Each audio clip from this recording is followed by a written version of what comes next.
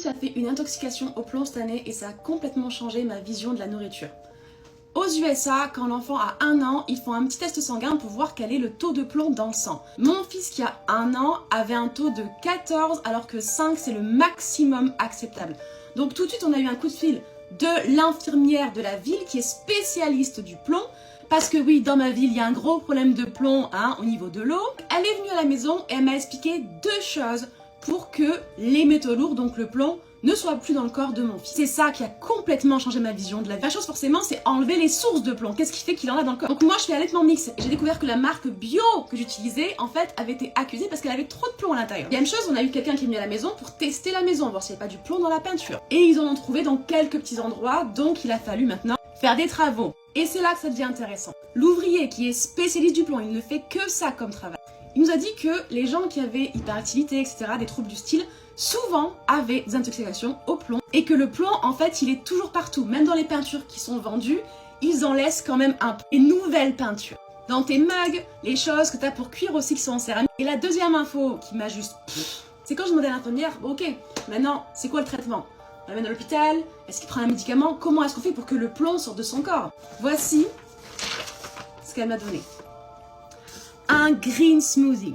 Je rigole pas, un smoothie vert, orange, banane, fraise, épinards, yaourt et un petit peu de miel. Tous les jours, un smoothie vert pour enlever le plomb du corps. Pas de médicaments, rien du tout. Et donc moi, en plus de ça, j'ai acheté des compléments, chlorophylle, spiruline, de la coriandre, dans les compotes, etc. En effet, le taux de plomb de mon fils est retombé à 5. Donc, pile poil à la limite d'accepter. Donc moi, avant, quand je voyais les gens qui parlaient de détox pour enlever les métaux lourds, je me disais, ouais, est-ce que ça marche vraiment? Est-ce que c'est vraiment légitime? Ah oui! Apparemment oui, puisque c'est carrément l'infirmière spécialiste du plomb de ma ville qui est la capitale du New Jersey, d'un état américain, qui m'a donné ça pour enlever le plomb du corps de mon fils. Moi, du coup, qui ai des gros problèmes de psoriasis, qui fait sans arrêt des crises, cette année j'avais une crise qui ne s'arrêtait pas, mais tu sais quoi? Hey, j'ai rien à perdre. J'ai fait un détox, un vrai détox. À la fin du détox, ça commençait déjà à partir.